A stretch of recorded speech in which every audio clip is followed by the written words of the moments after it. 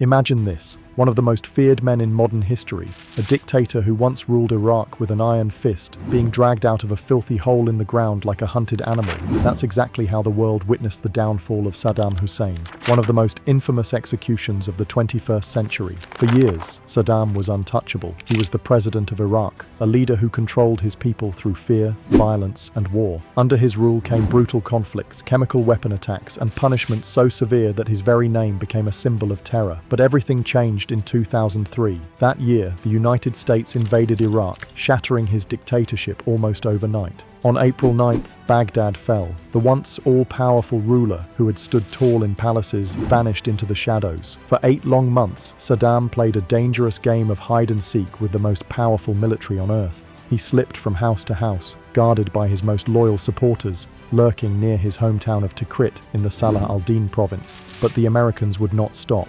The CIA, US soldiers, and Iraqi informants hunted him relentlessly, squeezing information out of his closest allies, dragging secrets from terrified mouths, and slowly closing in on him. Their search narrowed like a noose. The focus turned to a stretch of land near the Tigris River, circling around the towns of Ad-Dar, Samarra, and Tikrit. Then, on December 13, 2003, the trap was sprung. The mission had a chilling name: Operation Red Dawn. 600 American troops stormed the area, moving in with helicopters thundering overhead, armored vehicles grinding across the dirt, and special forces ready to strike. 2 farmhouses nicknamed Wolverine 1 and Wolverine 2 became their targets. The breakthrough came from betrayal. One of Saddam's former bodyguards finally cracked and revealed the hiding spot. Soldiers rushed in and uncovered a strange sight: a hole in the ground, hidden under bricks and dirt, just big enough for one man to crawl inside. It wasn't a bunker, it wasn't a palace, it was a grave-like chamber. This hole would soon become infamous around the world as the Spider Hole. When they opened it, there he was. Saddam Hussein, the mighty dictator who once commanded armies, looked nothing like the man who had ruled Iraq with fear. He was frail, his hair wild and greasy, his beard long and streaked with grey. He had been reduced to a desperate fugitive, hiding underground with little more than a flashlight, a pistol, and $750,000 in cash. 2 AK-47 rifles lay nearby, but Saddam didn't reach for them. He didn't fight. He didn't even try to run. The man who had once been untouchable was now just a broken figure pulled out of the dirt. The soldiers yanked Saddam out of the spider hole, slapped on handcuffs, and hauled him away. His long run was over. From that moment, the once untouchable dictator was nothing more than a prisoner under American control. He was flown to Camp Cropper, a fortress-like US military prison near Baghdad International Airport, and given a new title, High-Value Detainee No. 1. But this title didn't come with luxury. His new kingdom was a tiny cell, stripped bare of comfort: a stiff metal bed, a sink, a toilet bolted to the wall, and a light that never went out. Day and night the bulb burned into his eyes. Sleep was a privilege, privacy didn't exist, and the guards never looked away. Cameras followed his every twitch, his every step. The man who once demanded the world's attention was now treated like the star of a grim reality show, watched, recorded, but never admired. Saddam wasn't allowed to talk to other prisoners. He spent his days in silence, trapped with his own thoughts. For 1 hour each day, he was allowed outside to pace under the open sky, his freedom reduced to 60 minutes of walking in circles. To pass the endless hours, he read Arabic books, clung to the Quran, and wrote letters to his daughters in Jordan. But while the prison stripped him of power, the Americans were peeling away his pride. In 2004, FBI agent George Pirro spent months interrogating him. Pirro later revealed that Saddam was still sharp, calm, and manipulative. He constantly tried to twist conversations, desperate to keep control even from a cage. He didn't beg, he didn't cry, and he certainly didn't confess. Instead, he boasted. He said history would remember him as a great leader. He never once admitted to being a criminal.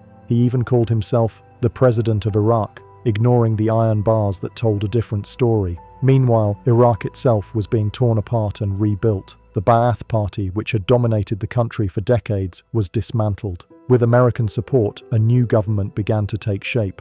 On June 28, 2004, Saddam was officially handed over to Iraqi legal custody, but there was a catch. He didn't leave US military hands. Why? Because danger lurked on both sides. His enemies wanted blood, and his few loyalists still dreamed of breaking him out. Keeping him locked under American protection was the only way to prevent chaos. Nearly 2 years later, the world finally saw Saddam face justice. On October 19, 2005, his trial began in Baghdad's heavily guarded Green Zone. Millions tuned in to watch it live on television. A dictator who had once ruled with terror now trapped inside a courtroom cage. The first major charge, the 1982 Dujail massacre. During a visit to the Shia town of Dujail, Saddam's convoy was ambushed. Shots rang out. Members of a Shia group had tried to assassinate him. He survived, but what followed was not justice, it was vengeance. Under his orders, and carried out by his half-brother Barzan Ibrahim al-Tikriti, the response was brutal beyond belief. Hundreds of people were arrested. Many were children, many were old men. Most had no connection to the attack at all. 148 innocent men and boys were sentenced to death. Others were tortured in ways too horrific to imagine. Families disappeared into the black hole of Abu Ghraib prison, never to return. Homes were bulldozed, entire streets wiped out. Saddam's rage consumed an entire town. In that courtroom, he was charged with crimes against humanity, murder, torture, and persecution. But Saddam sat there unbowed. He wasn't broken, he was defiant. He interrupted judges, argued with lawyers, and sneered at witnesses.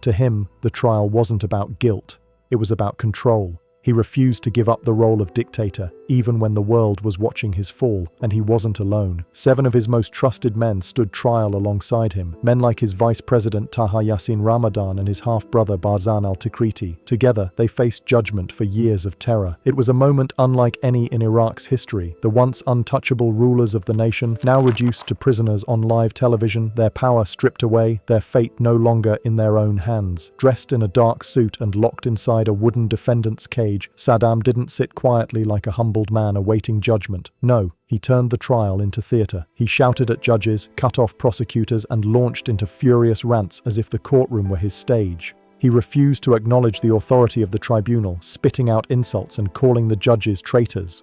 To him, the whole thing was a sham, an illegal court created during the American occupation, and, unbelievably, he still introduced himself as the president of Iraq, clinging to a crown that had already been ripped away. Sometimes he even waved at the cameras like it was a bizarre press conference instead of a trial for mass murder. He argued unapologetically that punishing Dujail was justified, that crushing entire families and executing innocent villagers was his right as a leader. His arrogance filled the courtroom even though his power was gone. The judges struggled to contain the chaos. Threats poured in from every side. One of the original judges, Rizgar Muhammad Amin, cracked under the weight of pressure and resigned in early 2006.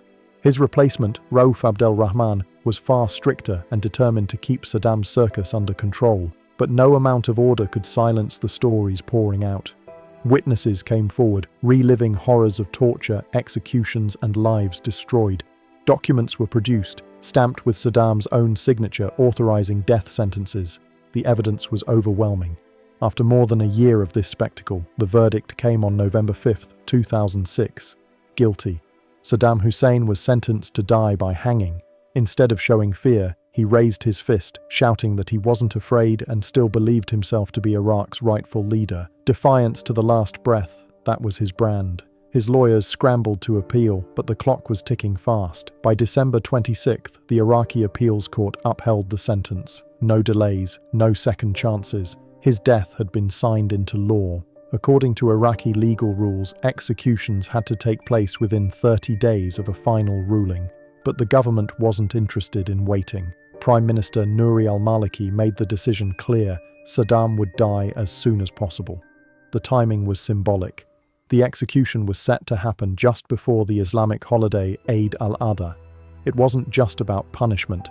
The government wanted to send a message. Iraq had closed the book on Saddam's era, and the new state held the power now.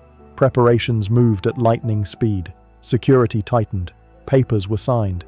Saddam was informed his appeal had failed. There would be no escape this time. On December 29th, while sitting in Camp Cropper, he was told bluntly tomorrow would be his last day alive. Strangely, the man who once roared with fury fell quiet. Reports say he didn't beg or demand special treatment. He looked almost calm, resigned to what was coming. He spent his final hours reading the Quran, praying, and writing letters to his family. His last request was simple: to be buried in his hometown of Al-Auja near Tikrit, beside his sons Uday and Qusay, who had been gunned down by US forces in 2003. No apologies, no regrets. Saddam carried his pride with him right up to the edge of death. That night, Camp Cropper fell into an eerie silence. Soldiers stood guard as Iraqi officials prepared the gallows. By law, the execution had to be completed before sunrise. Justice, it seemed, ran on a schedule. At 3 a.m., the paperwork was finalized, and Saddam was officially handed over to Iraqi custody. Under heavy security, he was driven to an execution chamber in Baghdad, a place once used by his own regime to hang his enemies. Now it was waiting for him. Inside, the gallows loomed. Officials, judges, clerics, and survivors from Dujail gathered to witness the moment. If Saddam hoped for sympathy, he wouldn't find it here.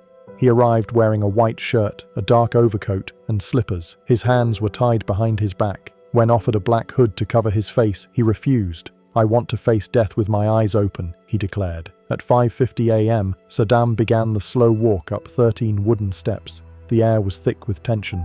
The noose was slipped around his neck. As the rope tightened, voices in the room erupted in anger.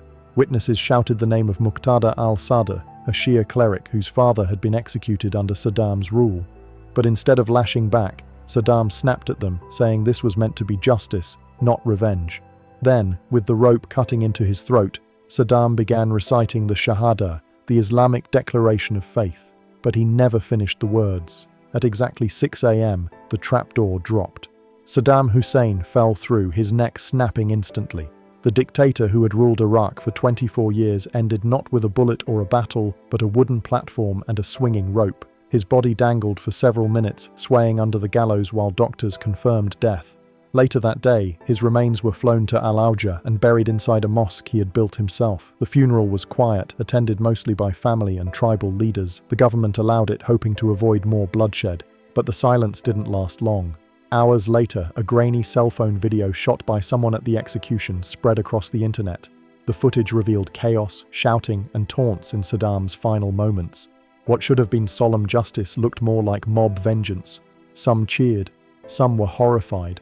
Even some of Saddam's fiercest critics admitted the execution felt less like law and more like revenge.